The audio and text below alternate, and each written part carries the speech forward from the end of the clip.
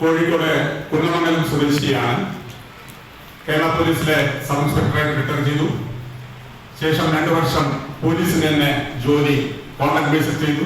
Investigation ആയിരുന്നു. South India വരെ ഉണ്ടായിരുന്നു.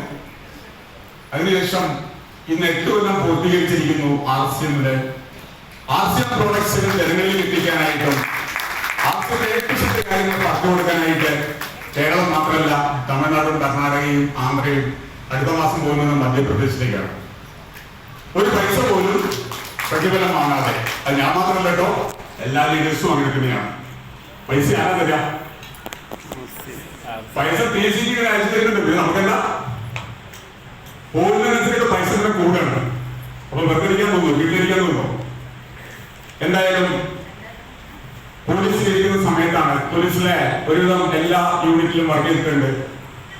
ഒരു യൂണിറ്റിൽ ഒഴിച്ച് ബാക്കി എല്ലാ യൂണിറ്റിലും ലീഡേഴ്സ് ഞങ്ങൾ ചോദ്യം ചോദിക്കുന്നുണ്ട്. അതിന് ഉത്തരവാദികളൊന്നും പറയാൻ നല്ലതാണ്. ലീഡേഴ്സ് പറയണ്ട. ഒരു യൂണിറ്റിൽ ഞാൻ വർക്ക് ചെയ്തിട്ടില്ല. എനിക്ക് അവിടെ ആപ്ലിക്കേഷൻ കൊടുത്താൽ പോലും എന്നെ അവിടെ പോസ്റ്റ് ചെയ്യില്ല. ഏതായിരിക്കും ആ യൂണിറ്റ്? ആർക്കാ പറയുന്നത്? കൈപോക്കാൻ പറ്റുമോ? പറയണ്ട, കൈപോക്കിയാൽ മതി. പോലീസിലെ ഒരു യൂണിറ്റില് എനിക്ക് എൻട്രി കിട്ടിയിട്ടില്ല, കിട്ടൂല്ല. എഴുതി കൊടുത്താലും കിട്ടില്ല. ഞാൻ റെക്കവറി ചെയ്താലും കിട്ടില്ല. വിജിലൻസും ക്രൈംബ്രാഞ്ചും സ്പെഷ്യൽ ബ്രാഞ്ചും ലോക്കൽ പോലീസ് സ്റ്റേഷനും ഡെപ്യൂട്ടേഷനിലും റെയിൽവേ KSFയുടെ പവർ സ്ക്വാഡില്ല, KCBയുടെ പവർ സ്ക്വാഡുണ്ട്, ഫുഡ് കോർപ്പറേഷൻ ഇന്ത്യയുടെ വിജിലൻസ് വിങ് തുടങ്ങി ഡെപ്യൂട്ടേഷനിൽ കുറെ വർക്ക് ചെയ്തിട്ടുണ്ട്. അത് ഏറ്റവും കൂടുതൽ വർക്ക് ചെയ്തത് റെയിൽവേ ആണ്. പിന്നെ സ്പെഷ്യൽ ബ്രാഞ്ച് CIDയിലാണ് കൂടുതൽ കാലം ഉണ്ടായിരുന്നത്. അപ്പൊ എനിക്ക് പോസ്റ്റ് കിട്ടില്ല എന്ന് പറഞ്ഞ ആ യൂണിറ്റ് ഏതായിരിക്കും? ആരുടെ പറയാൻ പറ്റും? ഒന്ന് കൈപ്പോ. ഒരാൾ കൈപ്പൊക്കാൻ തോന്നുന്നു. ആരാണ് മേഡം? എവിടെയാണ് ആ സ്ഥലം? ഏതാ? പറയൂ, പറഞ്ഞോളൂ. വനിതാ പോലീസ്. വനിതാ പോലീസ് പറഞ്ഞല്ലേ? വനിതാ പോലീസ് സ്റ്റേഷൻ എനിക്ക് എഴുതി കിട്ടുമോ? ആ മേഡം എഴുതിയിട്ടുണ്ടോ? നല്ലൊരു കൈ കൊടുക്കുമോ?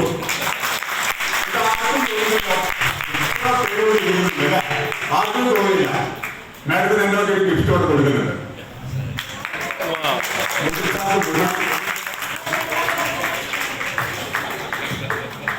മേഡം അതിനോട് നോട്ടിച്ചാർട്ട് മൂവ്മെന്റ് തന്നെയാണ് കൊടുക്കുന്നത്. അത് ഞാൻ കൊടുക്കുന്നത് ശരിയല്ല. അപ്പൊ ഞാൻ നമ്മുടെ സിസിലി മേഡത്തെ വിളിക്കാം അത് കൊടുക്കാൻ. നിങ്ങളുടെ കാര്യങ്ങളൊന്നുമില്ല. അവർക്ക് എങ്ങനെ പറയാനൊന്നും എനിക്ക് അറിയില്ല. എന്തായാലും ഇത്രയും ആളുകളുണ്ടായിട്ട് കറക്റ്റ് ആൻസർ പറഞ്ഞതാണ്.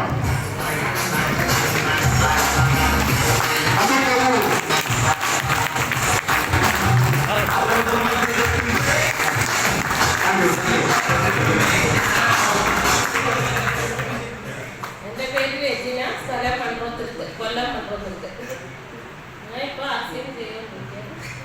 Very good. ഒരു മാസം കഴിഞ്ഞ് അവരെ നോക്കും. ഇപ്പൊ അവരെ ഫോട്ടോ എടുത്ത് വെച്ചോളൂ. ഒരു മാസം കഴിഞ്ഞാൽ അവരെന്നോ നോക്കുക. തീർച്ചയായിട്ടും അത് ബില്ലടിക്കാൻ വിട്ടുപോകരുത് ജിംസാറെ. ഓക്കെ, എനിക്ക് ഇങ്ങനെ സ്വഭാവം ഉണ്ട് കേട്ടോ. അതിന് എനിക്ക് ചോദ്യമില്ല. ഓക്കെ, സന്തോഷം. കേരള പോലീസിൽ വർക്ക് ചെയ്യുന്നതിന് മുമ്പ് 3 വർഷം പാലക്കാട് ജില്ലയിലെ മെഡിക്കൽ റെപ്രസെന്റേറ്റീവ് വർക്ക് ചെയ്തു. GD ഫാർമസിക്കൽ കൽക്കട്ട. ആ കമ്പനിയിൽ നിന്ന് നിലവിലുണ്ട്. 3 കൊല്ലം. അതെനിക്ക് ഇഷ്ടപ്പെട്ട ജോലിയായിരുന്നു ആ കാലത്ത്. പഠിക്കുന്ന സമയത്ത് നല്ല ഒരു ജാവ മോട്ടോർ സൈക്കിൾ. അന്നത്തെ ഫാഷൻ എന്ന് പറയുന്നത് ഹിപ്പി മുടിയാണ്, ബെൽബോട്ടം പാൻസ് ആണ്. ആ കാലഘട്ടത്തിലുള്ള ആളുകൾക്ക് മനസ്സിലാവും. അപ്പൊ അങ്ങനെ ഒരു മെഡിക്കൽ ഒക്കെ കൂടെ ആയി കഴിഞ്ഞാൽ എന്താ സുഖം? മോട്ടോർ സൈക്കിൾ ഇങ്ങനെ അടിച്ചു പൊളിച്ച് നടക്കാം, ഹെൽമെറ്റ് വേണ്ട. അപ്പൊ അത് വളരെ ഇഷ്ടം ജോലി. എന്തോ അത് കിട്ടും ചെയ്തു. ഇന്റർവ്യൂവിൽ പോയി അത് കിട്ടും ചെയ്തു. 3 വർഷം പാലക്കാടില്ല. അങ്ങനെ ഇരിക്കുമ്പോഴാണ് കേരള പോലീസിലേക്ക് ഒരു സെലക്ഷൻ നടക്കുന്നുണ്ട്. അച്ഛൻ റവന്യൂ സർവീസിലായിരുന്നു. അപ്പൊ അച്ഛൻ നിർബന്ധം ഗവൺമെന്റ് സർവീസിൽ വേണം, പ്രൈവറ്റ് മെഡിക്കൽ പ്രൈവറ്റ് ആണ്, അതിനൊരു ഗ്യാരണ്ടി ഇല്ല. ആ കാലത്ത് ഒരു LD ക്ലാർക്ക് ജോലി കിട്ടിയാലും അത് സെക്യൂരിറ്റി കൊടുക്കുന്നതാണ്. അന്ന് ഗവൺമെന്റ് സർവീസിൽ ജോലി കിട്ടാന്ന് പറയുന്നത് ശരിക്കും വലിയൊരു കാര്യം തന്നെയാണ്. പക്ഷെ എനിക്ക് ഇഷ്ടമില്ലാത്തൊരു സംഭവമായിരുന്നു ഏത്? പോലീസ്. സത്യം പറഞ്ഞാൽ എനിക്ക് ഒരു ഇഷ്ടമുണ്ടായിരുന്നില്ല. ഇഷ്ടമില്ലാത്തതിന് കാരണം ഞാൻ പഠിക്കുന്ന സമയത്ത് സ്കൂളിൽ സ്റ്റാൻഡേർഡ് പഠിക്കുന്ന സമയത്ത് സ്കൂളിൽ പഠിക്കുന്ന സമയത്ത് വൈകുന്നേരങ്ങളിൽ ബീറ്റ് പോകുന്ന പോലീസുകാരുണ്ട്. അങ്ങനത്തെ വേഷം എന്ന് പറയുമ്പോൾ കപ്പട വീശ, ഒരു കൂർന്ന തൊപ്പി, ബ്രിട്ടീഷുകാരുടെ ആ യൂണിഫോം. അതിലൊരു രാമക്കുറുപ്പ് എന്നൊരു വ്യക്തി, ഞാൻ അയാളെ കാണുമ്പോൾ വഴിമാറി പോകും. കാരണം ആ വീശിയും ആ തൊപ്പിയും കൂടെ കാണുമ്പോൾ പേടിയോ പേടി. ഞാനൊരു കുറ്റവാളി ആയതൊന്നല്ല, എന്റെ ചെറുപ്പത്തിലായെങ്കിലും കുഴപ്പമില്ലായിരുന്നു. എന്തായാലും അന്ന് മുതൽ ഈ പോലീസിന് ഇഷ്ടമില്ല. ആ പോലീസിലേക്കാണ് അച്ഛൻ പറയുന്നത്, നീ പോയിട്ട് പോലീസിന്റെ ആ കാര്യങ്ങൾക്ക് അവിടെ പല ഇതുകൊണ്ട് ഓട്ടം ചാട്ടൊക്കെ ഉണ്ടായി പങ്കെടുക്കണം. അച്ഛന്റെ വാക്ക് നികത്തിക്കാൻ പറ്റുമോ? തീർച്ചയായിട്ടും പോയി. എല്ലാം നടന്നു. അവസാനം ഒരു ദിവസം സ്പെഷ്യൽ ബ്രാഞ്ച് ഉദ്യോഗസ്ഥൻ വീട്ടിൽ കയറി വന്നിട്ട് പറഞ്ഞു, പോലീസിൽ സെലക്ഷൻ കിട്ടിയിട്ടുണ്ട്, ഇന്ന ദിവസം തൃശൂർ രാമപുരം പോലീസ് ക്യാമ്പിൽ ട്രെയിനിങ്ങിൽ പോകണം, അതിന് കിട്ടിയാൽ മതി. സത്യം പറഞ്ഞാൽ ഞാൻ മനസ്സിൽ കാണുന്നത് എന്താണ്? ഹിപ്പി മുടി കംപ്ലീറ്റ് പോകും. ബെൽബോട്ട് പാൻസ് പോലും വന്നിരുന്നൊരു കാലഘട്ടമല്ല, അതും പോയി. പിന്നെ ഈ ഒരു സന്തോഷമായിട്ട് ജീവിക്കുന്ന, അടിച്ചുപൊളിച്ച് ജീവിക്കുന്ന ആളെല്ലാം വിട്ടുപോവാണ്. നിരാശനായി. എന്താ ചെയ്യാൻ പറ്റുമോ? എന്തായാലും ആ ട്രെയിനിങ് കഴിഞ്ഞു. 3 മാസം പോലീസ് ട്രെയിനിങ് കോളേജ് തിരുവനന്തപുരത്തായിരുന്നു. അതും കഴിഞ്ഞ് തിരിച്ച് കോഴിക്കോടെത്തി. ഞാൻ നേരത്തെ പറഞ്ഞ മാതിരി പോലീസ് കമ്മീഷണേഴ്സിന് തുടങ്ങി എല്ലാ വിഭാഗത്തിലും വർക്ക് ചെയ്തു, എക്സെപ്റ്റ് വനിതാ പോലീസ്. ഇനി ഈ ചോദ്യം ഇവിടെ ആരും ചോദിച്ചാലും പറഞ്ഞു, ഇനി ചോദ്യം കഴിയില്ലല്ലോ, ഇരുട്ടം ചോദ്യം കഴിയില്ലേ? ഓക്കെ. എന്തായാലും അങ്ങനെ പല യൂണിറ്റിലും വർക്ക് ചെയ്തു. ആ സമയത്താണ് സ്പെഷ്യൽ പോലീസ് യൂണിറ്റിൽ വർക്ക് ചെയ്യുന്ന സമയത്താണ് ആംബേ, മോബൈൽ കെയർ, RRP, RCM തുടങ്ങി 32 കമ്പനികളെ പറ്റി അന്വേഷിക്കാൻ ഒരു സ്ക്വാഡ് ഫോം ചെയ്തു. സ്പെഷ്യൽ പോലീസ് രീതിയിലാണ് ആ സ്ക്വാഡ് ഫോം ചെയ്യുന്നത്. അത് കേരള ഗവൺമെന്റിന് കിട്ടിയിട്ടുള്ള ഒരുപാട് കാര്യങ്ങൾ, അതായത് പല നെറ്റ്വർക്ക് കമ്പനികളും ഇവിടുന്ന് പൈസ എടുത്ത് മാറ്റിക്കൊണ്ട് പോകുന്നു, അതിൽ ക്വാളിറ്റി ചെയ്ത പ്രോഡക്റ്റുകൾ കൊടുക്കുന്നു. അതൊക്കെ സത്യമാണോ എന്നൊക്കെ ഒരു ചെക്ക് ചെയ്യാൻ വേണ്ടിയിട്ടാണ് സ്ക്വാഡ് ഫോം ചെയ്തത്. അതിലെ അന്നത്തെ സിറ്റി പോലീസ് കമ്മീഷണർ, അന്ന് ADGP ആണ് ഇവിടെ തിരുവനന്തപുരത്ത്, അദ്ദേഹം എന്നെ വിളിപ്പിച്ചു. എന്നോട് പറഞ്ഞു, നിങ്ങൾ സ്ക്വാഡിൽ ഫോം ചെയ്തിട്ടുണ്ട്, 6 മാസം നിങ്ങൾക്ക് നെറ്റ്വർക്ക് പഠിക്കുക, അവരുടെ പ്രോഡക്റ്റുകൾ ചെക്ക് ചെയ്തിട്ട് അതിന്റെ റിപ്പോർട്ട് ചെയ്യാൻ പഠി. എനിക്ക് വലിയ ഇഷ്ടമായി. കാരണം എന്താ, വീണ്ടും ആ മുന്നിൽ നീക്കി അത് നടക്കാലോ.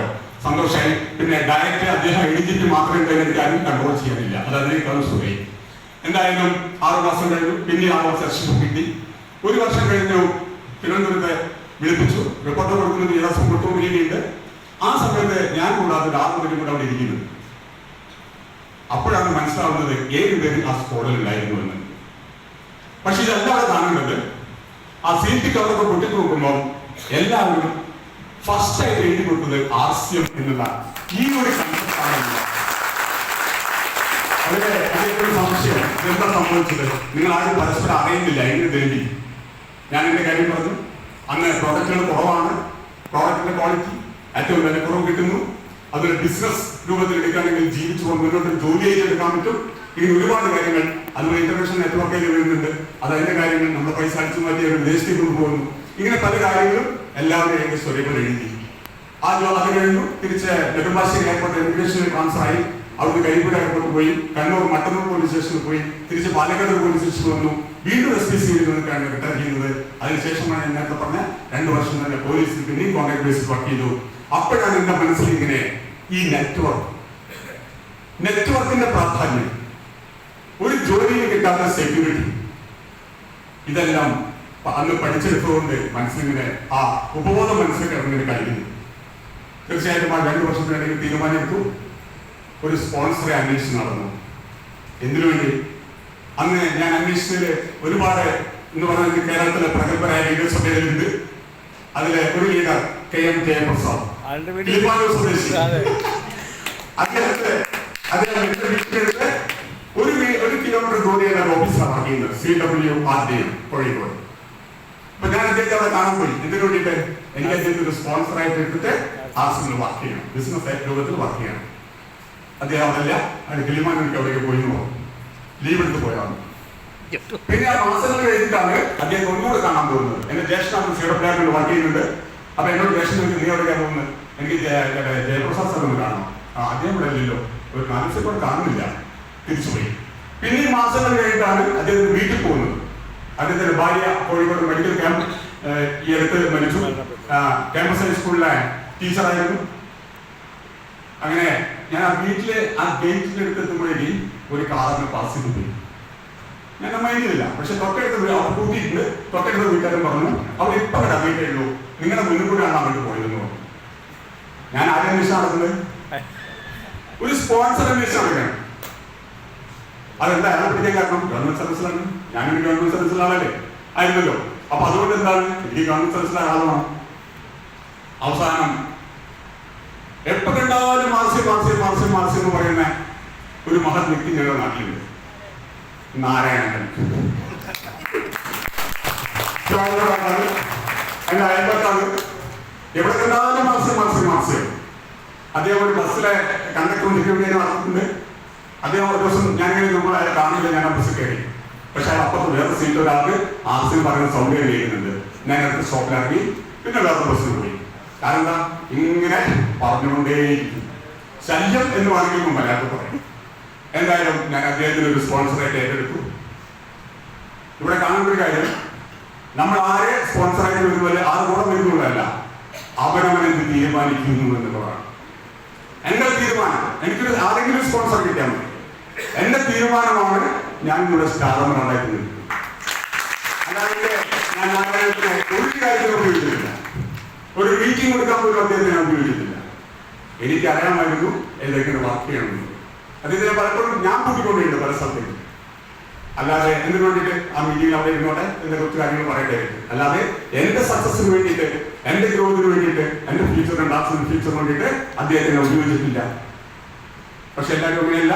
നമ്മളെല്ലാവരും ഒരാൾ ജോയിൻ ചെയ്ത് കഴിഞ്ഞാൽ ലീഡർ എന്നെ നോക്കുന്നില്ല, ലീഡർ എനിക്ക് സഹായം തരുന്നില്ല എന്നൊക്കെ പരാതിപ്പെടുന്ന ആളുകളുണ്ട്. പക്ഷെ അവനവൻ ആദ്യം മാറണം.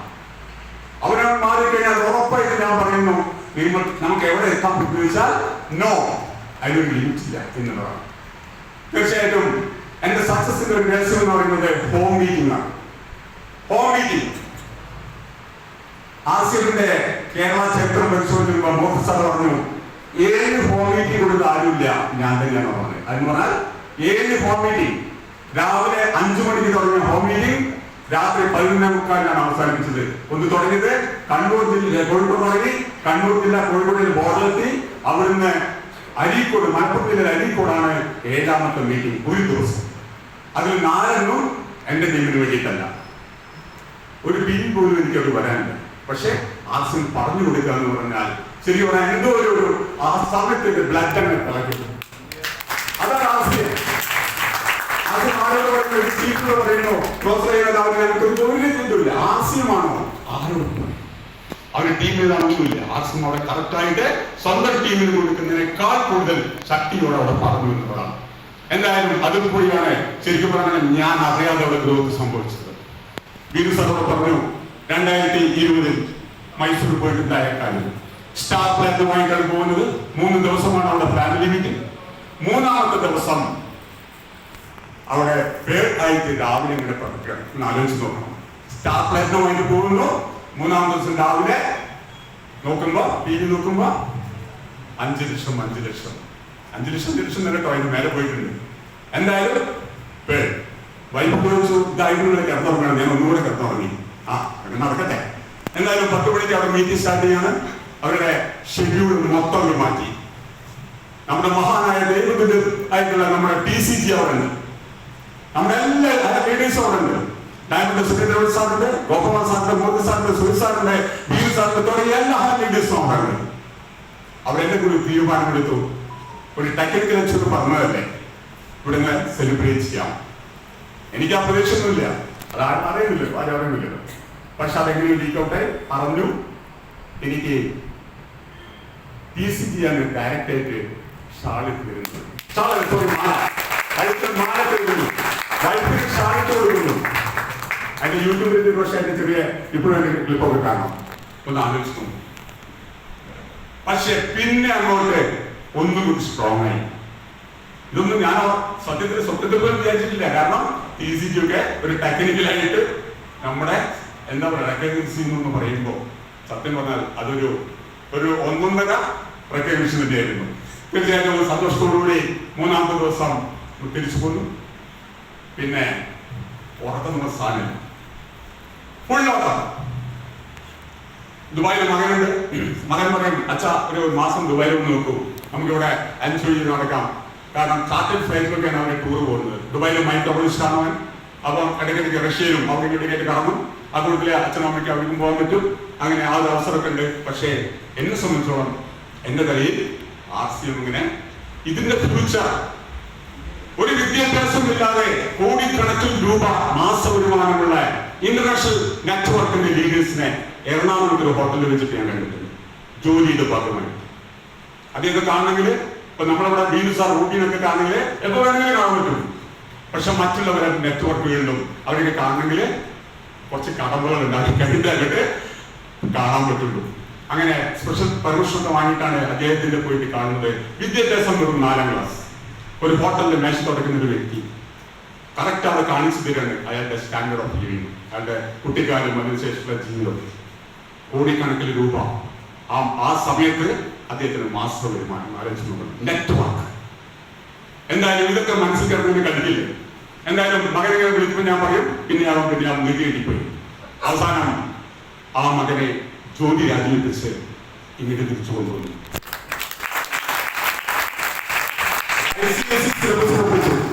മേഡം CBSE പ്രിൻസിപ്പലൊക്കെ ആയിരുന്നു. ICSE ഒന്നും കൂടി ടോപ്പിലായിട്ട് മേലെ അല്ലെ ICSE. ആ സിലബസ് പഠിപ്പിച്ചിട്ടാണ് മൈക്രോളജി പഠിക്കാൻ കോയമ്പത്തൂർ വിട്ടത്. അവിടെ നിന്ന് പഠിച്ചു, പല ഹോസ്പിറ്റലിൽ വർക്ക് ചെയ്തു. അങ്ങനെയാണ് Dubai DHA Dubai health authority ജോലി കിട്ടി. 1,27,000 രൂപ ശമ്പളം. അങ്ങനെ അവൻ ലീവിൽ നാട്ടിൽ വന്നാണ്. വീട്ടിൽ വന്നപ്പം മാർക്കറ്റിംഗ് പ്ലാൻ ബുക്ക്, ഈ ബുക്കല്ല, ഇതിന് മുമ്പുള്ള ബുക്ക് വീട്ടിലെ ടിപ്പോയുടെ മേഖല ഇരിക്കുന്നുണ്ട്. അതിനടിയിലാണ് ന്യൂസ് പേപ്പർ. അപ്പൊ എന്നോട് ചോദിച്ചു, ഇതെന്താ സംഭവം? ഞങ്ങളുടെ ആർസ്യം. എന്താ ആർസ്യം? നീ വായിച്ചു നോക്കി ഗൂഗിളിൽ സെർച്ച് ചെയ്തു. ഇടയ്ക്കിടയ്ക്ക് ഇതൊക്കെ എടുത്തുകൊണ്ടു. എന്നിട്ട് ഗൂഗിളിൽ സെർച്ച് ചെയ്യും, പിന്നെ നോക്കും. തിരിച്ച് ലീവ് എടുത്ത് തിരിച്ച് ദുബായിലേക്ക് പോയി. 3ാമത്തെ മാസം ദുബായിന് കോൾ. അച്ഛാ, ഞാൻ ജോലി റിസൈൻ ചെയ്തു. സത്യത്തിൽ ആദ്യം ഞാൻ ഞെട്ടി. കാരണം എന്താ, 1,26,000 എന്ന ചില്ലറ പൈസയാണ് അവർ മാസത്തെ സാലറി. സുഖമായിട്ടുള്ള ജോലി, കാറുണ്ട്, ഡ്രൈവറുണ്ട്, എല്ലാ സൗകര്യം അവർ കൊടുത്തിട്ടുണ്ട്. അതിന് പുറമെ ഈ ജോലി രാജിവെച്ച് അവൻ വീട്ടിലേക്ക് വരിക. ആർസിൽ കിട്ടുമോ? കുറച്ച് കാലത്തേക്ക് ആർസിൽ നിന്ന് വന്ന് നാളെ ലക്ഷങ്ങൾ കിട്ടുമോ? എനിക്കറിയാൻ കിട്ടില്ല. പക്ഷേ ഞാൻ നെറ്റത്തുനിന്ന് മുക്തി ചെയ്തിട്ടുണ്ട്. വൈഫിനോട് പറഞ്ഞു, വിപിൻ ജോലി രാജിവെച്ച് വരികയാണ്. ജോലി രാജിവെക്ക? അതെ. അതങ്ങനെ കഴിഞ്ഞു. അവൾ അത്രേ വന്നുള്ളൂ. അത് വാട്ടിൽ പോയി. വന്നിട്ട് എങ്ങനെ സ്വീകരിച്ചെന്ന് അറിയാമെങ്കിൽ കെട്ടിപ്പിടിച്ച് ഉമ്മ വെച്ച് സ്വീകരിച്ചു. ഞാനും അവരുടെ അമ്മയും കൂടി അവർ മുറുകെ പിടിച്ച് ഉമ്മ വെച്ചിട്ട് സ്വീകരിച്ചു. അവരുടെ ഞെട്ടിപ്പോയി. ജോലി 1,27,000 രൂപ ശമ്പളം വാങ്ങിയത് ജോലി രാജിവെച്ച് വന്നപ്പോ അച്ഛനമ്മയും കൂടി ഉമ്മ വെച്ച് സ്വീകരിക്കുന്നു. എത്ര രക്ഷിതാക്കൾക്ക് അത് പറ്റും? ഞങ്ങളുടെ നാട്ടില് ഒലയ്ക്കാന്ന് പ്രോത്സാഹനമുണ്ട്. ഇവിടെ ചെറുപ്പക്കാരും കണ്ടിട്ടുണ്ടാവില്ല, പ്രായപരിപക്ഷ കണ്ടിട്ടുണ്ടോ? ഒലയ്ക്ക അവരുടെ കേൾക്കുന്നുണ്ടോ? വീണോടെ കേൾക്കുന്നുണ്ടാവില്ല. ഓക്കെ. അപ്പൊ ഈ ഒലയ്ക്ക എടുത്തിട്ട് അടിച്ചിട്ട് അല്ലെ തിരിച്ച് ഓടിക്കും, അല്ലെ ഓടാനോട്ട് ഓടിക്കും. പിന്നെ അവിടെ വെച്ചിട്ട് അവൻ വാക്ക് തുടങ്ങി. ഒരു നിമിഷം പാട്ടാക്കില്ല. എന്നെ എടുത്തു, അവൻ അവന്റെ വാക്കായി. കൊള്ളാത്ത ഞാൻ ശ്രദ്ധിക്കാൻ കഴിയില്ല. അവനവന്റെ ഇഷ്ടത്തിന് വിട്ടുകൊടുത്തു. കഴിഞ്ഞ മാർച്ചിൽ സ്റ്റാർ ബെൽ അച്ചീവറായി. തീർച്ചയായിട്ടും അവിടെ വാങ്ങിച്ചത് സാധ്യത വെച്ചാൽ ഞാൻ ഒരു കൊല്ലം വരെ ഓവർടേക്കിട്ട് പോകുന്ന പറഞ്ഞത് നടന്നിരിക്കും. കാരണം ആ രീതിയിലുള്ള വർക്കാണ്. ആർസിമിൽ വന്ന് ഓരോ ആട്ടയെ തുടക്കം വാങ്ങിച്ചിട്ട് എന്റെ അക്കൗണ്ടിലേക്ക് ഒന്നും വന്നില്ലാത്ത കാര്യം ഭൂരിപക്ഷ ആൾക്കാരെ നമ്മൾ കേട്ടിട്ടില്ലേ? നമ്മൾ അങ്ങനെ ടീമിൽ ഉഷാറുണ്ടാവും. ഇത് വരുന്നതിനെ പറ്റി അറിയില്ല. എങ്ങനെയാണ് ഉണ്ടോ? ഞങ്ങളുടെ അവർക്ക് ഇഷ്ടംപോലെ ആളുകളുണ്ട്. ഒരാട്ടമാണ്, ഒരു ദൗർണമാണ്, കുറച്ച് കഴിയുമ്പോൾ അക്കൗണ്ടിലേക്ക് പൈസ ഒന്നില്ലാണ്ട് കാര്യം. അതല്ല ഇതിന്റെ പ്രവർത്തനം. ഒരു ജോലിയെ ഏറ്റെടുത്തു. അവരെ സംബന്ധിച്ചോളം അവരുടെ ആ പണം നഷ്ടപ്പെടുകയാണ്. ഒരു ജോലിയെ ഏറ്റെടുത്തു. ആ ജോലി എന്ന രീതിയിൽ കറക്റ്റായിട്ട് ഒരു ജോലിക്ക് എങ്ങനെ പോകും ആ രീതിയിൽ വർക്ക് ചെയ്യാൻ തുടങ്ങി. അങ്ങനെ വർക്ക് ചെയ്തിട്ടാണ് ഇന്നാലെത്തിയത്. അവിടെ ഡിസിപ്ലിൻ വേണം. എനിക്ക് തിരുവനന്തപുരത്ത് ഈ ചിത്രത്തിന്റെ പ്രത്യേകത പറയുന്നത് എല്ലാം എയർഫോഴ്സ് ഡിസിപ്ലിൻ ഫോഴ്സിന് വന്ന ആളുകളാണ്. ആലോചിച്ച് നോക്കൂ. നമ്മുടെ വീടുകാരെ തിരിച്ചുകൊണ്ടിരിക്കുന്നു, കോട്ടയം ബാബുസാഹിക്കുന്നു, ഗോതകുമാർ സാർ, നമ്മുടെ മഹാഗുരു, താഴെ ബോട്ട് സാർ, എല്ലാം എയർഫോഴ്സ്. ഇനി എയർഫോഴ്സിൽ ആരുണ്ടെന്ന് എനിക്ക് അറിയില്ല. താഴെ ഒരു അത്ര കൂടി ജോലിച്ചിട്ട് അറിയില്ല. എന്നാൽ എയർഫോഴ്സ് ഡോക്ടർ ആയി സാർ എയർഫോഴ്സ് ആണ്. ഇത് എന്നെ വല്ലാതെ ആകർഷിച്ചിട്ടുണ്ട്. അവിടെ എന്താ സംഭവിക്കുന്നത്? അവരുടെ വർക്ക് ആ രീതിയിലായിരിക്കും. ആ രീതിയിൽ നിങ്ങൾ വർക്ക് ചെയ്ത് നോക്കൂ. 2026 ഒക്ടോബറിന് നിങ്ങൾ മിനിമം ഇന്ന് ജോയിൻ ചെയ്യുന്ന വ്യക്തി പോലും മിനിമം ടെക്നിക്കൽ അച്ചീവറായിട്ട് മാറും. ഉറപ്പായിട്ട് ഞാൻ പലപ്പോഴും 2-3 കൊല്ലം ഇങ്ങനെ പറഞ്ഞിട്ടുണ്ട്. അതിൽ പലരും ആ ലെവലിൽ എത്തി എന്നുള്ളതാണ്.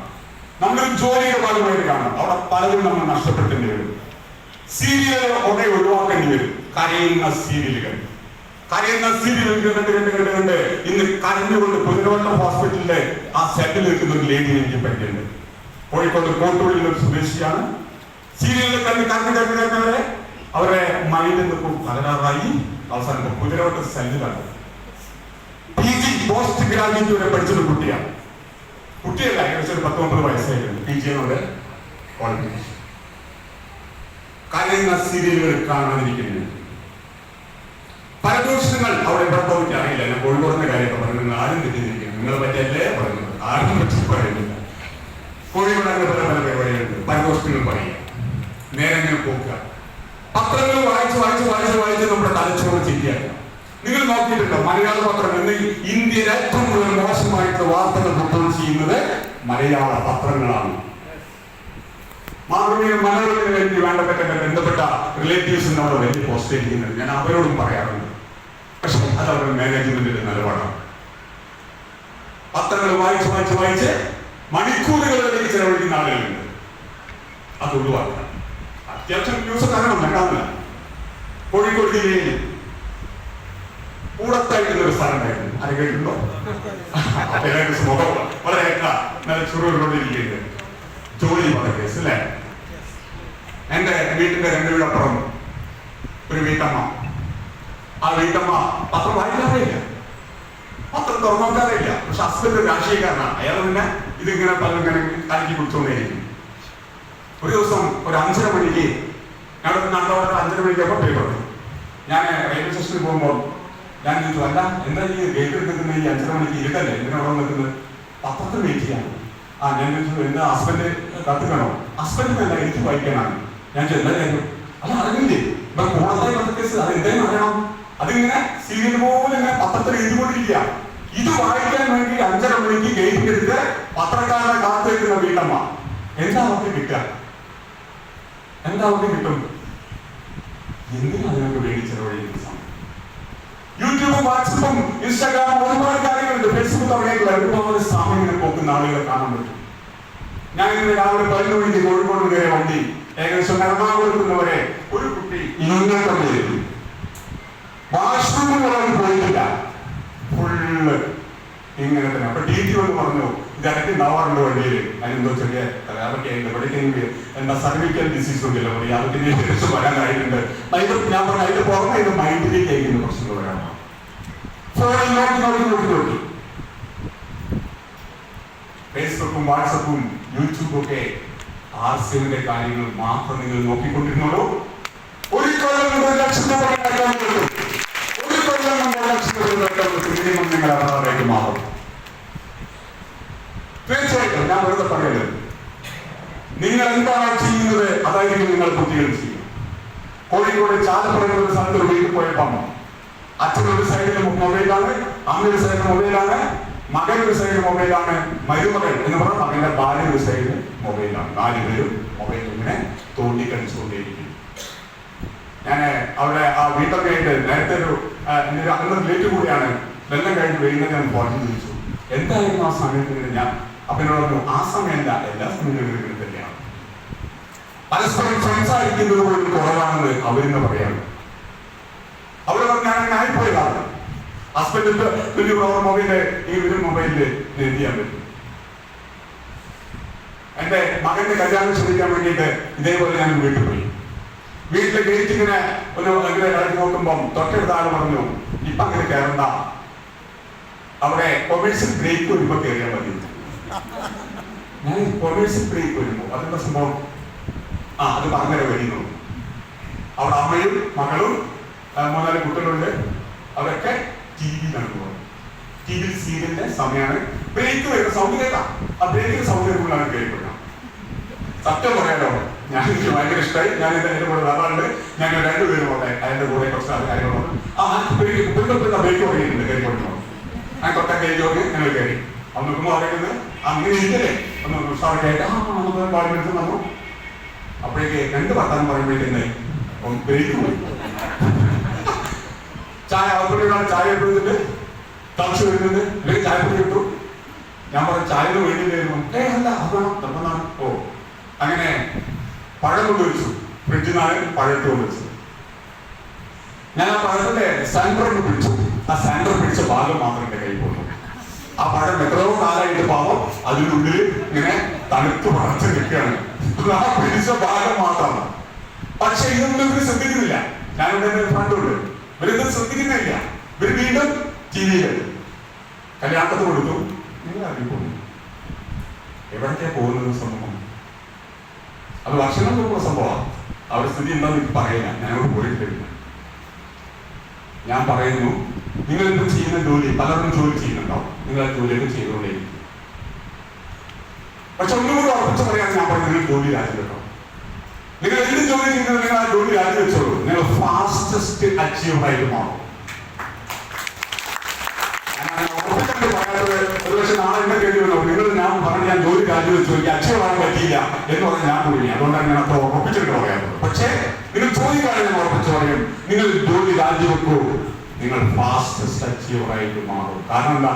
നിങ്ങൾക്ക് പണം വേണം. നിങ്ങളോട് ഇത്ര ഈസി ആയിട്ട് ചെയ്യാവുന്ന ഒരു നെറ്റ്വർക്ക് ഇന്ത്യയിൽ നല്ല ലോകത്തിൽ തന്നെ നിങ്ങൾ സെർച്ച് ചെയ്ത് നോക്കൂ, കാണാൻ പറ്റില്ല. 2.5 ലക്ഷം നെറ്റ്വർക്ക് 2.5 ലക്ഷം നെറ്റ്വർക്ക് ഇന്ത്യയിൽ നിന്നാണ് സർവേ റിപ്പോർട്ട്. 2.5 ലക്ഷം കമ്പനികൾ. അതിൽ 8 കമ്പനികൾക്ക് ഏകദേശം ഒരു ഗവൺമെന്റ് പരിഗണനയിലേക്ക് വന്നിട്ടുള്ളൂ. അതിലൊരു കമ്പനി മാത്രമേ ഇന്ന് കേന്ദ്ര ഗവൺമെന്റ് അംഗീകാരം പോലും വാങ്ങിച്ചു കഴിഞ്ഞു. RCM. ICU. ആ നെറ്റ്വർക്കാണ് നമ്മുടെ കയ്യിലുള്ളത്. ഇത് ആർക്കാണ് വേണ്ടാത്തത്? റോഡിൽ പോയി യാചിച്ച് നടക്കുന്ന അയാൾക്ക് പോലും RCM വേണം. ഷോപ്പിൽ കയറിയാൽ അയാൾക്ക് വേണ്ട സോപ്പ് വേണം, ഷാമ്പു വേണം, എന്തെങ്കിലുമൊക്കെ വേണ്ടേ? ഒന്ന് ആലോചിച്ച് നോക്കൂ. എല്ലാവർക്കും വേണം. പക്ഷെ RCM തുടങ്ങിയ കാലം ഞാൻ കേട്ടിട്ടുണ്ട്, അത് ഏറ്റവും ലോ ആയിട്ടുള്ള ആളുകളാണ് അത് ഏറ്റെടുക്കുന്നത് കേട്ടിട്ടുണ്ട്. ലോ ഏറ്റെടുത്തതല്ല, ആളുകൾ അങ്ങനെയാണ് കൂടുതലും അതിലേക്ക് കണ്ടിരുന്നത്. എന്നാൽ ഇന്ന് കോടീശ്വരനാണ് RCMലേക്ക് കടന്നു വരുന്നത്. കാരണം ഇത് പറക്കാണ്. RCM പറക്കാണ്. RCM എന്താണ് ആളുകൾക്ക് മനസ്സിലായിട്ടുണ്ട്. കോഴിക്കോട് സിവിൽ സ്റ്റേഷന്റെ 7ഓളം ഗസ്റ്റർമാൻ ഉദ്യോഗസ്ഥന്മാരെ എന്റെ ടീമിലുണ്ട്. അതിൽ 3 പേര് ലീവെടുക്കാൻ പോവാം. ഒരാൾ രാജിവെക്കണം എന്നോട് ചോദിച്ചു. പക്ഷെ ഞാൻ പറഞ്ഞില്ല. ഞാൻ പറയുന്നതായിരിക്കും രാജിവെക്കണം എന്ന് പറയാം. പക്ഷെ ഞാൻ വേണ്ടിയിട്ടില്ല. അതാണ് അവസ്ഥ. ജുഡീഷ്യറി, പോലീസ്, എല്ലാ മേഖലയിലെ ആളുകളും, കുടുംബശ്രീക്കാരുണ്ട്, വിദ്യാഭ്യാസം ഉള്ളവരുണ്ട്, വിദ്യാഭ്യാസം ഇല്ലാത്തവരുണ്ട്, എല്ലാവരും ഒരുപോലെ. മീറ്റിംഗ് പോയാൽ അവിടെ കാണുന്ന ലീഡേഴ്സ് പരസ്പരം പറയുന്നതും അല്ല നിങ്ങളോട് സംസാരിക്കുന്നതുകൊണ്ടായിരിക്കും. ആ പെരുമാറ്റം നിങ്ങൾക്ക് അവിടെ കിട്ടുന്നു. ഒരു സ്മോക്കിംഗ് നടത്തുന്ന ആളുകൾ ഏതെങ്കിലും മാർക്സിന്റെ മീറ്റിംഗിൽ കണ്ടിട്ടുണ്ടോ? മദ്യപിച്ചവരൊക്കെ കണ്ടിട്ടുണ്ടോ? നോ. ഇതൊക്കെ ഗവൺമെന്റിന്റെ പരിഗണനയിൽപ്പെടുന്നു. സിഗരറ്റ് നിരോധിച്ചിട്ടുണ്ട്, പുകവലി നിരോധിച്ചിട്ടുണ്ട്. സിഗരറ്റ് അല്ല, പുകവലി നിരോധിച്ചിട്ടുണ്ട്. പക്ഷേ RCM TCG ഇത് നേരത്തെ പൂർണ്ണമായിട്ടും നിരോധിച്ചു കഴിഞ്ഞു. അങ്ങനെ മദ്യം വേണ്ട, പറയുന്നു, മയക്കുമരുന്ന് വേണ്ട, ഈവൻ വെടിക്കെട്ട് പോലും വേണ്ടെന്ന് പറയുന്നത്. സുപ്രീം കോടതിയിൽ ഇപ്പൊ കേസ് നടക്കുന്നുണ്ട്. വെടിക്കെട്ട് കംപ്ലീറ്റ് നിരോധിക്കണം. എന്താ കാരണം? എയർ പൊല്യൂഷൻ, ശബ്ദ മലിനീകരണം. കാസർഗോഡ് വലിയ പടക്കം, ഒരു പിറന്നാൾ ആഘോഷം നടക്കുമ്പോൾ ഒരു വലിയ പടക്കം പൊട്ടിച്ച് തൊട്ടടുത്ത വീട്ടിൽ 6 മാസം പ്രായമുള്ള ഒരു കുട്ടി കളറ് മൊത്തം മാറിപ്പോയി. എന്താ സൗണ്ടാണ് അവിടെ ഉണ്ടാക്കിയ പ്രശ്നം. TCG പറയുന്നു നമുക്ക് വെടിക്കെട്ടും വേണ്ട. എന്ന് ആലോചിക്കുന്നു. എന്തെല്ലാം തെളിയുന്നത്? വെറും ഉപ്പും വെള്ളം ചായപ്പൊടി മാത്രമേ RCM തരുന്നത്. RCM എന്തെല്ലാം ചോദിച്ചാൽ ഒരു മനുഷ്യന്, ഒരു സൊസൈറ്റിക്ക്, ഒരു നാടിന് വേണ്ട എല്ലാം തരുന്നു എന്നുള്ളതാണ്. എവിടെയെങ്കിലും നെറ്റ്വർക്ക് എത്ര പ്രോഡക്ട്സ് കാര്യം പറയാൻ പറ്റുമോ? എനിക്ക് പോലും പറയാൻ പറ്റില്ല. ഈ നമ്മുടെ ഏറ്റവും സിനിമ ഡീൽസ് ഒക്കെ പറയാൻ പറ്റില്ല. ഡിപ്പോക്കാരനെ പറയാൻ പറ്റില്ല. കാരണം ഡിപ്പോയിലെ പ്രോഡക്റ്റുകളിങ്ങനെ ആ സമയത്ത് വെച്ചുകൊണ്ടുള്ള പുതിയ പുതിയ പ്രോഡക്ട്സുകൾ വന്നുകൊണ്ടിരിക്കുകയാണ്. എത്ര ഷോപ്പുകളാണ് വന്നുകൊണ്ടിരിക്കുന്നത്. ഇതെല്ലാം നമുക്ക് നല്ല എന്താ പറയുക, ഇതൊക്കെ ശരിക്കും ഉപയോഗിക്കുകയാണെങ്കിൽ എവിടെയായിരിക്കും നമ്മൾ എത്തുക? മീറ്റിംഗുകൾ ഇഷ്ടംപോലെ നടക്കുന്നുണ്ട് അല്ലെ? സൂം മീറ്റിംഗ് ഉണ്ട്, ഗൂഗിൾ മീറ്റ് ഉണ്ട്, ഫിസിക്കൽ മീറ്റിംഗ് നടക്കുന്നുണ്ട്. നിങ്ങൾക്ക് ആ കാലത്ത് 6 മണിക്ക് എന്റെ വീട്ടിലൊന്ന് വന്നോളൂ. ഞാൻ നിങ്ങൾ എല്ലാവരെയും കോഴിക്കോട് എന്റെ വീട്ടിലേക്ക് ക്ഷണിക്കുകയാണ്. കാലത്ത് 6 മണിക്ക് വരും. അവിടെ ഏതെങ്കിലും ഒരു മീറ്റിംഗ് നടക്കുന്നുണ്ടാവും ഫോണിൽ. എന്റെ വൈഫ് അവിടെ വന്നിട്ട് ദോശ ഇടുന്നുണ്ടാവും, ലേറ്റിൽ ഉണ്ടാക്കുന്നുണ്ടാവും, അടുക്കളയിൽ വരുന്ന പണി ചെയ്യുന്നുണ്ടാവും. അതവിടെ തുറന്നു വരും. രാവിലെ 11 മണിക്ക് മീറ്റിംഗ് ഉണ്ടെങ്കിൽ അതും അവിടെ ഉണ്ടാവും. ഞങ്ങൾ വീട്ടിലുണ്ടെങ്കിൽ 7:15 റോസസ് പ്ലാറ്റ്ഫോം ലേഡീസിന്റെ ഇത്രയും പരിഗണന കൊടുക്കുന്ന ഒരു കമ്പനി ലേഡീസിന്. കിരൺ ബേദി IPS പറയുന്നു. കിരൺ ബേദി IPS കേട്ടവർ പറയുന്നു, കണ്ടവരല്ല കേട്ടവർ കുറച്ചു പേരുണ്ട്. ഇന്ത്യ രാജ്യത്തെ ആദ്യത്തെ വനിതാ police IPS officer Kiran Bedi, doctor Kiran Bedi. അവരെന്താ പറയുന്ന അറിയൂ? ഇത്രയും സ്ത്രീകൾ, 25,000 പേരും സ്ത്രീകളെ ഡൽഹിയിലെ സ്റ്റേഡിയത്തിൽ കിടന്ന് പറഞ്ഞു, എന്നെ അല്ല ഇവിടേക്ക് ക്ഷണിക്കേണ്ടിയിരുന്നത്, ഇന്ത്യൻ ധനകാര്യ മന്ത്രിയായിരുന്നു അല്ലെങ്കിൽ പ്രൈം മിനിസ്റ്റർ ആയിരുന്നു. എവിടേക്കാണ് ആവശ്യം പോകുന്നത്? ഒന്ന് ആലോചിച്ച് നോക്കൂ. നിങ്ങൾക്ക് യൂട്യൂബില് IPS നമ്മുടെ കിരൺ ബേദി മാഡം അവരുടെ ആ ഒരു ഇത് കേൾക്കാൻ പറ്റും. ആരും കേട്ടിട്ടുണ്ടോ? എന്ന് കേൾക്കുക. കേട്ടവർ അല്ലെങ്കിൽ യൂട്യൂബിൽ അത് പഠിക്കണ്ട. ഒന്ന് ആലോചിച്ച് നോക്കൂ. എന്താണ് എല്ലാവരും, ആരാണ് ഇതിനെപ്പറ്റി മോശമായിട്ട് പറയുന്നത്? ഒരാൾക്കും പറയാനില്ല. പ്രോഡക്റ്റുകളാണ് ഇവിടെ സംസാരിക്കുന്നത്. അതുപോലെ ഞാൻ പറഞ്ഞു 7:15 റോസസ് പ്ലാറ്റ്ഫോമിൽ എത്ര ലേഡീസ് ആണ് ഇവർ. ഈ അടുത്ത ദിവസം തിരുവനന്തപുരത്തുകാരി ആശാൻ വേണം പുതിയ ടെക്നിക്കൽ എക്സ്പെർട്ട് അവർ സംസാരിക്കുന്നത്. ഞാൻ കേട്ടു കുറേ വണ്ടിയിലായിരുന്നു, എന്നാലും കുറച്ചെല്ലാം കേട്ടു. വയനാട്ടുകാരിയാണ്. എന്തൊരു മാറ്റം! സ്ത്രീകളൊക്കെ മാറിക്കഴിഞ്ഞു. രാത്രി 8:45 മീറ്റിംഗ് ഉണ്ടെങ്കിൽ അതും അവിടെ തുറന്നു വെച്ചിട്ടുണ്ടാവും. ചിലപ്പോൾ ഞങ്ങൾ രണ്ടുപേരും ചിലപ്പോൾ അങ്ങോട്ടൊക്കെ പോകാണെങ്കിൽ ഇവിടെ വർക്ക് ചെയ്യുന്നുണ്ടാവും. വീട്ടിൽ അവിടെ ആശയം മാത്രമേ ഉള്ളൂ. വീട്ടിൽ ഒരു ആശയം മാത്രം. ഒരു സ്മാർട്ട് നമ്മുടെ LED TV വീട്ടിലുണ്ട്. ആ TV വൈഫൊക്കെ വീട്ടിലില്ല. അല്ലെ ഞാൻ വിളിച്ചു പറഞ്ഞാല് ഫോട്ടോ എടുത്ത് അയച്ചു. ആ TV നിൽക്കുന്നത് സ്ക്രീൻ ബാക്കിലേക്ക് അടിക്കുക, തിരിച്ചു ചെയ്യുക. വൈഫിന്റെ കാര്യത്തിൽ കുറച്ച് സീരിയലിനൊക്കെ അഡിക്റ്റ് ആയിട്ട് കറക്റ്റായിട്ട് അതൊക്കെ വേറെ വീട്ടിലെ കാര്യങ്ങളും ചെയ്ത് റെഡി ആയിട്ട് നിൽക്കും ആ സീരിയലിന്റെ ടൈം ആകുമ്പോൾ. ഇന്ന് ഏകദേശം ഒരു 6 കൊല്ലമായിട്ട് സീരിയലുകൾ കാണുന്നില്ല.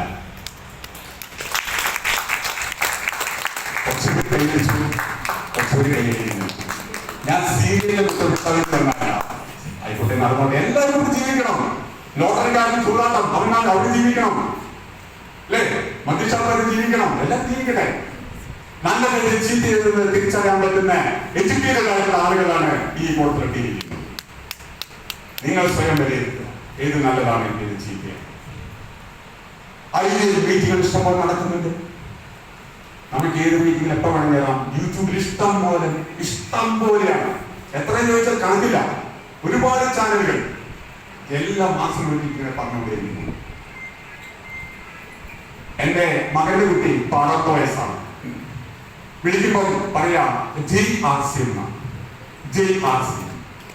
എന്റെ മകള് ദുബായിലുണ്ട്, ടീച്ചറായിട്ട് വർക്ക് ചെയ്യാണ്. ഞാൻ അവരുടെ കൂടി മറ്റേ ജോലി രാജിവെപ്പിച്ച് കൊണ്ടുവരാനുള്ള തീവ്രമായിട്ടുള്ള പ്രവർത്തനം നടത്തിക്കൊണ്ടിരിക്കുകയാണ്. പക്ഷെ അവരുടെ വലിയ വിഷയമാണ്. അത് മകളാണ്. മകളുടെ ഹസ്ബൻഡിനെ കൂടെ കൺവിൻസ് എടുക്കണ്ടേ? അല്ലെ വലിയ പ്രശ്നമാണല്ലോ. അപ്പൊ അതിനുവേണ്ടി ഇങ്ങനെ മെല്ലെ മെല്ലെ ഇങ്ങനെ പിടിച്ചുകൊണ്ടിരിക്കുക. എങ്ങനെയും ജോലി രാജിവെപ്പിച്ച് കൊണ്ടുപോകും. ടീച്ചറായിട്ട് നല്ല ജോലിയാണ് കൊണ്ടുവരണം. 7-ാമത്തെ വയസ്സാണ് മകളുടെ കുട്ടിക്ക്. ദിവസം 2-3 പ്രാവശ്യം വിളിക്കും. വിളിക്കുന്ന സമയത്തും ഫസ്റ്റ് ഇന്നിട്ടാണ് പറയുന്നത് JRC ആണ്. ഞാൻ പറയാൻ കാരണം ഇവരുടെ ഇന്ത്യയിൽ ഏറ്റവും കൂടുതൽ മയക്കുമരുന്ന് ഉപയോഗിക്കുന്ന ഒരു സ്റ്റേറ്റ് ആയിട്ട് കേരളം മാറിയിരിക്കുന്നു. നമുക്ക് SSLC 10ാം തരം വരെയൊക്കെ മുമ്പ് കുട്ടികളെ പിടിച്ചു വെക്കായിരുന്നു. ഇന്ന് UP LP സ്റ്റാൻഡേർഡ് കഴിഞ്ഞ് UPയിലേക്ക് കയറി കഴിഞ്ഞാൽ നമ്മുടെ കയ്യിൽ നിന്ന് കഴിഞ്ഞാൽ പോവാണ്. മദ്യവും മയക്കുമരുന്നും ഇന്ന് ഇവിടെ ക്യാൻസറിനേക്കാൾ വളരെ മോശമായ രീതിയിലേക്ക് പല ചെറുപ്പക്കാരെ ഇങ്ങനെ തിന്നുകൊണ്ടിരിക്കുകയാണ്. ഒരു ആസിൻ വിഷുവിന്റെ വീട്ടിൽ മദ്യം ഉണ്ടാവില്ല, മയക്കുമരുന്നുണ്ടാവില്ല. അവിടെ അച്ഛനാരും അമ്മയാരും മക്കളാരും മരുമക്കളാരുടെ തിരിച്ചറിവുകളുണ്ടാവും. നിങ്ങൾക്കറിയോ, പല വീടുകളിലും അച്ഛൻ മദ്യപാനിയായിരിക്കും. അതോടുകൂടി തന്നെ എന്താ പറയാ, മോണ്ടായി പറഞ്ഞാൽ എന്താ ചൊല്ലില്ലേ, അതിനനുസരിച്ച് കമ്മ്യൂണിറ്റിയിൽ പോയി. ഈ കഴിഞ്ഞ ഓണത്തിന് അല്ലെ, ഓണം തിരുവനന്തപുരം മേഖലയിൽ ഓണം കാണാനും 10 ദിവസം ഉണ്ടാവും. പക്ഷെ ഞങ്ങൾ കോഴിക്കോടൊക്കെ ഒരു 2 ദിവസമൊക്കെ ഉണ്ടാവും മലബാർ മേഖലയിൽ. ഓണത്തിന് രാവിലെ ഒരു ഗൃഹനാഥൻ ഭാര്യയോട് പറഞ്ഞു, എല്ലാം റെഡി ചെയ്ത് വെച്ചോ, 2 തരം പായസം വേണം, ഒക്കെ റെഡി. ഞാൻ ഇപ്പോൾ വരാമെന്ന് പറഞ്ഞു. ഭാര്യ മകനോട് പറഞ്ഞു, അച്ഛനെ പിടിച്ചു വെക്കുക, ഇവിടെ അല്ലേ കിട്ടാൻ പ്രശ്നമാണ്. കാരണം എന്താ, അച്ഛൻ പുറത്തു പോയാൽ പോകുന്നത് 2 കാലിലായിരിക്കും, പിന്നെ വരുന്നത് 4 കാലിലോ 8 കാലിലോ ചെയ്തിരിക്കും. പക്ഷെ കാലിൽ വരുന്നതല്ല വിഷയം. വന്നാൽ അങ്ങോട്ട് പോയ വ്യക്തിയല്ല, കംപ്ലീറ്റ് ആയിട്ട് മാറിയിട്ടുണ്ടാവും, വായിട്ടുണ്ടാവും. എന്തായാലും മകനോട് പറഞ്ഞു, അങ്ങനെ പറയുമ്പോൾ അച്ഛൻ മാറിയിട്ടു. ഒരു മൊബൈലിൽ കോൾ വന്നു, വണ്ടിയിട്ട് സ്റ്റാർട്ട് ചെയ്തിട്ട് പോയി. ഇവിടെ എല്ലാം വിഭവങ്ങളും റെഡിയാക്കിയിട്ട് ഭാര്യകൾ കാത്തു നിൽക്കുന്നു. ഒരാൺകുട്ടി ഒരു പെൺകുട്ടിയാണ് മക്കൾ, 2 പേരും റെഡി നിൽക്കുന്നു. 3 മണിയായിട്ട് അച്ഛനെ കാണുന്നില്ല. ഓണത്തിന്റെ ദിവസം ഒരു 3:30 അച്ഛൻ അങ്ങനെ വണ്ടിയൊന്നുമില്ല, എല്ലാം അങ്ങനെ വരുന്നത്. നേരെ കയറി ഡൈനിങ് ടേബിളിൽ വരുത്തി വെച്ചിരിക്കുന്ന ഭക്ഷണത്തിന് ഒരൊറ്റ അടിയാണ് ടേബിളോട് കൂടിയിട്ട്. നിങ്ങൾ മനസ്സിൽ കാണാം, ഒരാശയം വിശ്വസിക്കാൻ സംഭവിക്കില്ല. കാരണം എന്താ, അവിടെ പറയുന്നത്, അവിടെ മൂല്യങ്ങളെല്ലാം സംരക്ഷിച്ചുകൊണ്ടാണ് അവിടെ എല്ലാവരും വളർന്നു വരുന്നത്. അവിടെ പഠിപ്പിക്കുന്നതാണ്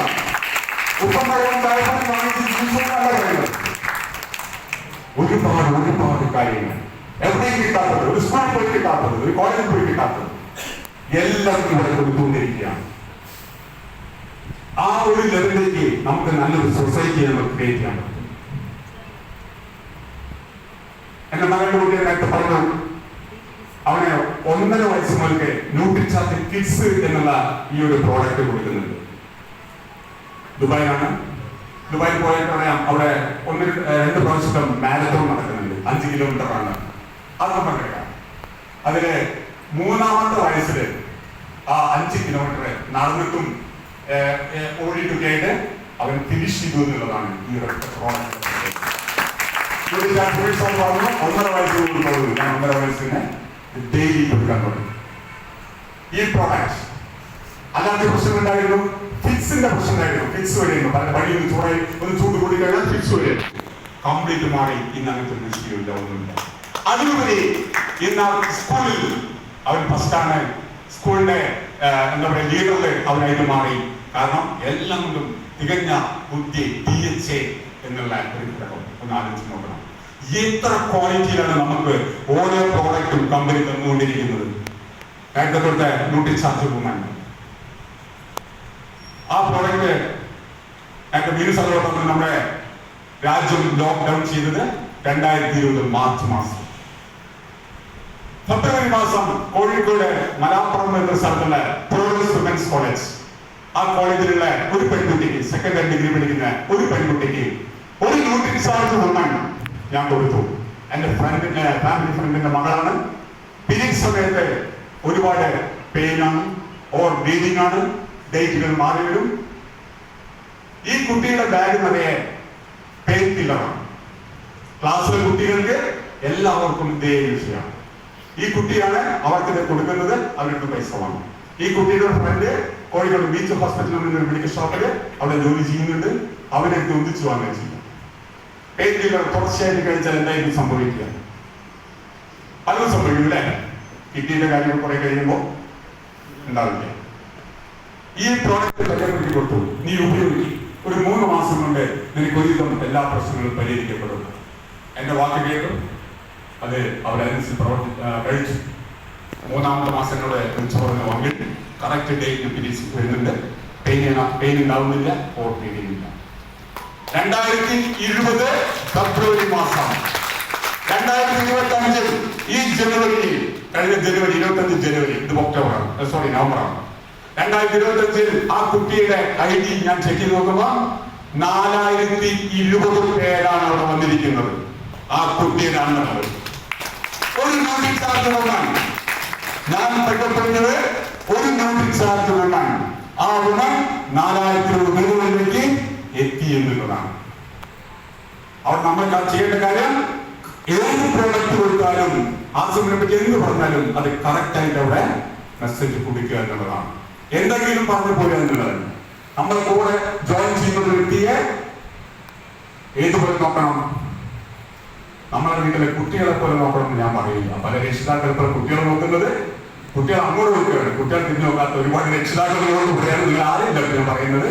അതുകൊണ്ട് കുട്ടികളെ പോലെ ഞാൻ പറയുന്നില്ല. പക്ഷേ അതിനേക്കാൾ ഉപരി നമ്മൾ ആ രീതിയിൽ അത് കാണും.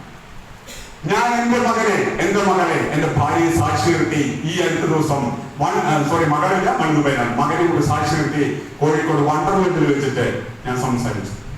പല സ്ഥലത്ത് സംസാരിക്കുന്നതാണ്. എന്റെ ഭാര്യയേക്കാൾ എന്റെ മകനേക്കാൾ ദുബായിലുള്ള എന്റെ മകളേക്കാൾ ഞാൻ സ്നേഹിക്കുന്നത് ആസ്യം തന്നെയാണ്. എത്ര രക്ഷിതാക്കൾ പറയാൻ പറ്റും? പച്ചയ്ക്ക് ബാഗിൽ കൈകൊട്ടുന്നുണ്ട്. പച്ചയ്ക്ക് വിളിച്ചു പറയാം. അത് റെക്കോർഡ് ചെയ്തിട്ട് വൈഫ് മകൾക്ക് അയച്ചു കൊടുത്തു. മകളെ അച്ഛാ എന്താ പറഞ്ഞിരിക്കുന്നത്? ഞാൻ പറഞ്ഞു, ഞാൻ ഇനി അത് പറയണോ? നീ കേട്ടില്ലേ? അമ്മ അയച്ചു തന്നല്ലേ? ഞാൻ പറഞ്ഞു, മോളെ അച്ഛനും ലിമിറ്റുണ്ട്. അച്ഛൻ ആസ്യം അല്ലാത്ത അച്ഛനെ പറ്റി നീ ചിന്തിച്ചു നോക്ക്. കേരള പോലീസിൽ എസ് ഐ കിട്ടുന്ന റാങ്ക് പെൻഷൻ മോശമില്ലാത്തൊരു പെൻഷൻ തന്നെ. ഈ പെൻഷൻ കൊണ്ട് എങ്ങനെ ജീവിക്കും? എന്റെ മക്കൾ ഞാൻ എങ്ങനെ നോക്കും? അവർക്ക് എന്ത് വിളിക്കാൻ പറ്റും? മറ്റുള്ള കാര്യങ്ങൾ എങ്ങനെ നടക്കും? എന്നാലോ അവരെയും എന്റെയും കാര്യം RCM നോക്കും.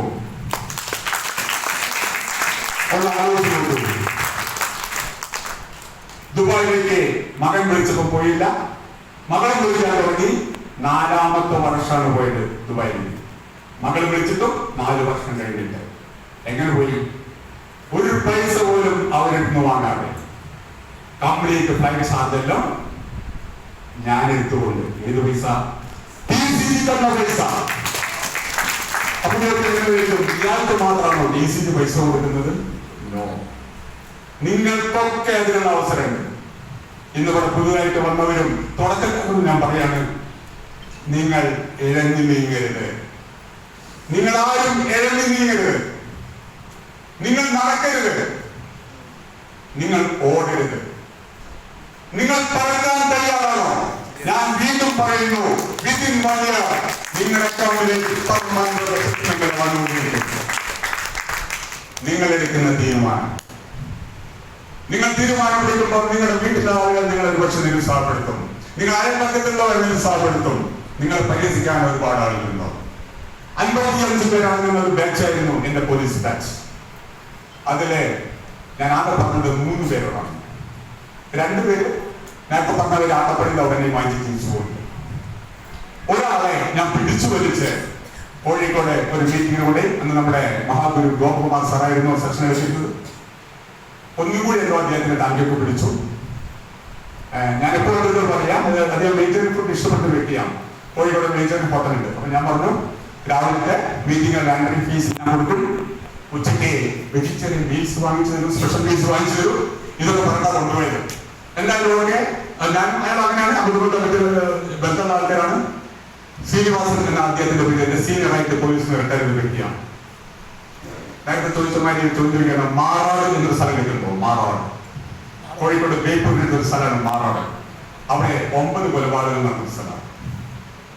അതിനുശേഷം അവിടെ നിയോഗിക്കപ്പെട്ടൊരു സ്പെഷ്യൽ ബ്രാഞ്ച് ഉദ്യോഗസ്ഥനായിരുന്നു ഈ ശ്രീനിവാസൻ സാർ. അതിനുശേഷം അവിടെ ഇന്ന് വരെ ഒരു പ്രശ്നം ഉണ്ടായിട്ടില്ല. അദ്ദേഹം റിട്ടയർ ചെയ്യുന്നവരെയും അതിനുശേഷം ഇപ്പോഴും അവിടെ പ്രശ്നം ഉണ്ടായില്ല. കാരണം എന്താണ്? അദ്ദേഹം അത് ശരിക്കും എല്ലാ സ്ഥലത്തും പോയിട്ട് അതിന്റെ എന്തെങ്കിലും പ്രശ്നമുണ്ടെങ്കിൽ അതാത് സമയം റിപ്പോർട്ട് കൊടുത്തുകൊണ്ടേയിരിക്കും. അപ്പൊ ആ സമയത്ത് പോലീസ് അവിടെ ആക്ഷൻ എടുക്കുന്നതുകൊണ്ട് അവിടെ യാതൊന്നും നടന്നില്ല എന്നുള്ളതാണ്. ആ ശ്രീനിവാസൻ സാറിനെ ഗോപകുമാർ സാറിന്റെ ഒരു സെഷൻ അറ്റൻഡ് ചെയ്യിച്ചു. അതിൽ കൂടി കോഴിക്കോട് ആര്യഭവൻ ഹോട്ടലിൽ കയറിയിട്ട് ഫുഡൊക്കെ കഴിച്ചു. അതിന് തൊട്ടടുത്താണ് രാധ ഫിലിം തിയേറ്റർ ഉള്ളത്. അവിടെ കയറി സിനിമയൊക്കെ കാണിച്ചു കൊടുത്തു. വീട്ടിലെത്തിയപ്പം അദ്ദേഹം വിളിച്ചു, അല്ല ഇത് നീ പറഞ്ഞ മതിയല്ല, ഒന്നും കൂടി ഇഷ്ടം. ഞാൻ പറഞ്ഞ മതിയല്ലേ? അതിന്റെ ഗോപാൽ സാർ പറഞ്ഞു. പക്ഷെ ഞാൻ പറഞ്ഞത് നീ എന്റെ നമ്മൾ ഫ്രണ്ട്സ് ആയതുകൊണ്ട് അത്ര കേട്ടിട്ടുള്ളൂ. ഗോപാൽ സാർ വന്നപ്പോ ഒന്നും ശ്രദ്ധിച്ചു കേട്ടു. എന്തായാലും അദ്ദേഹം ഞാനും കൂടി കുറച്ച് പ്രവർത്തിച്ചു. റോയൽറ്റി അച്ചീവർ ആകുന്നവരെ ശ്രീനിവാസൻ സാർ അറിഞ്ഞില്ല ആർസ്യം എന്താണ്. ഞാൻ ആ രീതിയിൽ കൊണ്ടുവരണം. നിങ്ങൾ ആരും കൊണ്ടിറക്കരുത്.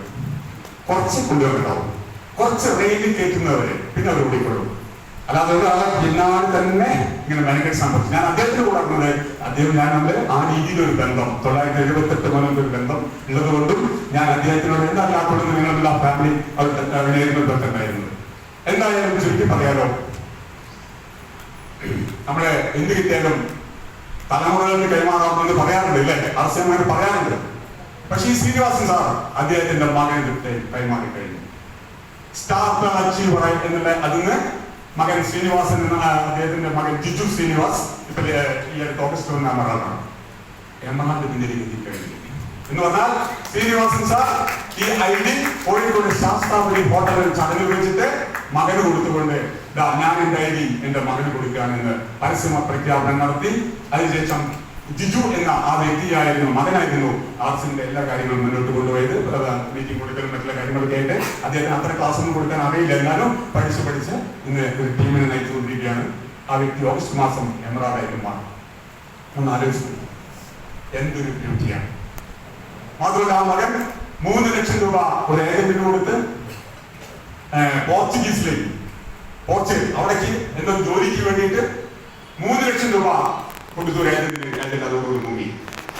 ഇന്ന് ഏകദേശം ഓഗസ്റ്റ് മാസം മുതൽ 1 ലക്ഷത്തിന്റെ മേലെ മാസം ഒരു മന്തിലേക്ക് എത്തി.